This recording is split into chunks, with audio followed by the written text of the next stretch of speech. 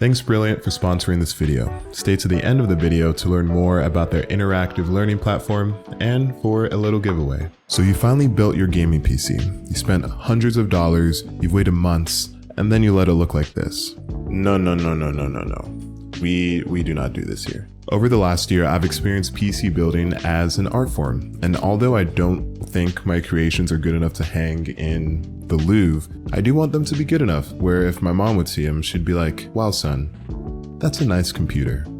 So we're gonna take our PC from this to this, and we're gonna do it in classic OzTalks fashion, spending as little money as possible. There's even a free option, so let's get started.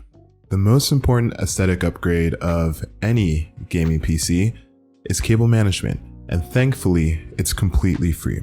It's kind of like cleaning your room. It doesn't matter how many aesthetic posters you have on your wall. If your room is messy, that Hanada poster won't do you any favors. You need to route two major things: your power supply cables and then your front I/O cables. Your power supply cables power your computer, all of your components, and your front I/O cables basically enable all the ports on your case. So here are the essential power supply cables that need routing: your 8-pin CPU cable, your uber thick 24-pin motherboard cable, your 6 to 8-pin video card cable or cables, and your SATA L-shaped cable if you have a storage device shaped like a postcard. Keep track of where these cables are plugged in because it will help you later. Your essential front I/O cables are the cables that are attached directly to your case. These annoying things right here. Firstly, unplug everything and remove your video card. Then route your front I/O cables through a bottom routing hole on your case and plug them into your motherboard. If you're not sure where they go, just look up your motherboard manual and you'll be able to figure it out. Then route all of your power supply cables through a bottom hole in your case. Recall where each essential power supply cable was plugged in and route it through a hole closest to that location. Plug in everything, reinstall the video card, and then plug in the video card cable. If you're on a tighter budget, your case may not have routing hole privilege, and that's okay. You can still cable manage. Try and route the front I/O cables along the inner chambers of the case and lay them as flat as possible, and then plug them into the motherboard. After that, bundle all of your non-essential power supply cables with a zip tie or twist tie and stuff them into the DVD drive bay or the hard drive bay. Then just route the essential cables as best as you can. When you're done, route any accessory cables, including fans or any Molex cables, as best as you can and plug those in. And don't forget about the CPU cooler cable. He matters too. Now turn your computer over and adjust the cables so they're as close to the case wall as possible without covering the routing holes. Use ties and straps to hold everything down and group them together. And if you don't have enough space, you can just bundle all the cables together and put them in one of the hard drive or DVD drive bays. I promise I won't shame you for that. I do that kind of all the time. Remember, this is the most important part, so take your time. It's going to affect everything else. Step 1, now complete. Managed cables are totally fine if you can't pay for aesthetic upgrades, but they will only take you so far. The next big step is this: cable extensions. And they are amazing. They really are amazing. They're under $20 and dramatically improve the aesthetics of your entire computer. And it's a lot of fun to just pick out colors that match the rest of your computer build. So here I see red in my CPU cooler, and then I also see red in my RAM. And so I chose red and black cables to match that. If your computer doesn't have a color scheme, or there's just a ton of colors thrown up in the computer, then choose a neutral color like black or white cables. Installing them is really easy too. Plug your power supply cables into your cable extensions and then plug your cable extensions into your hardware. You'll need a few minutes of cable management to make everything clean again, but it's a fairly quick job. So here is our progress so far, and it's only the price of a movie ticket. Movie tickets are expensive here in Atlanta. It's actually a problem. Anyways, you're probably thinking, Ozzy, this computer already looks amazing. How could we possibly make it look cooler? Fans, and lots of them. RGB fans provide both form and function, and a lot of them come with the ARGB fan controller hubs, meaning that you can control their RGB even if your motherboard doesn't natively support that. I generally recommend Up Here or GIM, probably butchering that, but as long as you can find a set of fans that have an ARGB controller hub, you're probably going to be good to go. Installing fans are straightforward. I generally recommend 2 on the front of the case and then the rest on your rear or the top of your case. For the front of the case, make sure the front of the fans are facing the front of the case so they pull air into the case. Then line up the holes and screw in. For the top or rear of the case, make sure the front of the fans are facing away from the top or rear case panel so the fans pull air out of the case. Then line up the holes and screw in.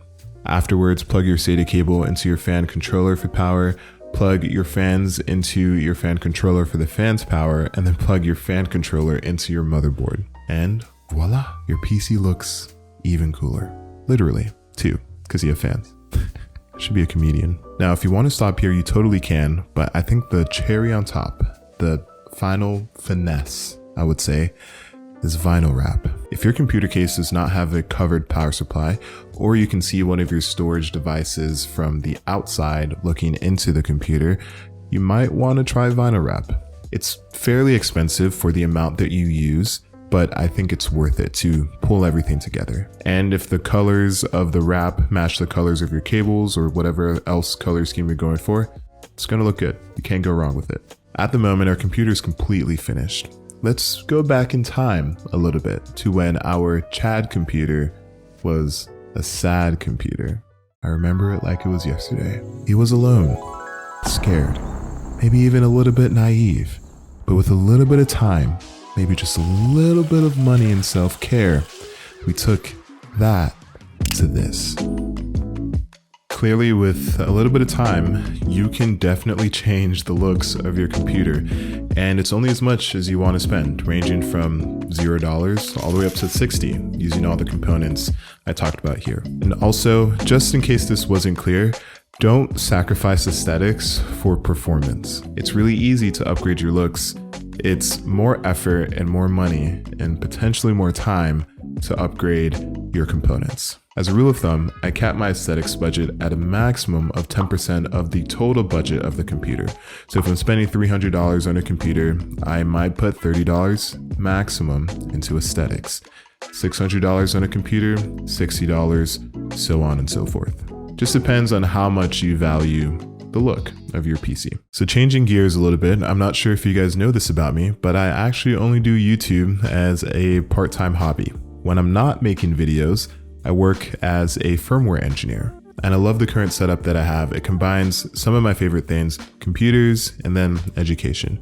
So when Brilliant reached out and wanted to sponsor me, I was very excited because it just made a lot of sense. Brilliant is an online learning platform specifically for STEM, but instead of lectures, they have interactive lessons, and their lessons are good, really good. Do you know those Wired videos where it's like this insane genius explains this concept to like a 5-year-old? It's kind of like that, but it's a little bit more interactive, and it's wonderful for essentially all ages. For example, cryptocurrency. I've known about cryptocurrency, but I can never tell you exactly what it is or how it works. I decided to give the cryptocurrency course on Brilliant a try, and I was shocked at how much they broke it down into minuscule pieces that I was able to consume and just absorb. It's not dry, it's not a boring lecture. I go at my own pace, and I can finally grasp, I've been trying to do this for so long, what all the hype is about those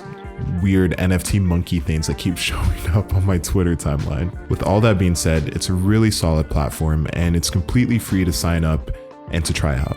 And if you want more features, then you can sign up for their premium membership.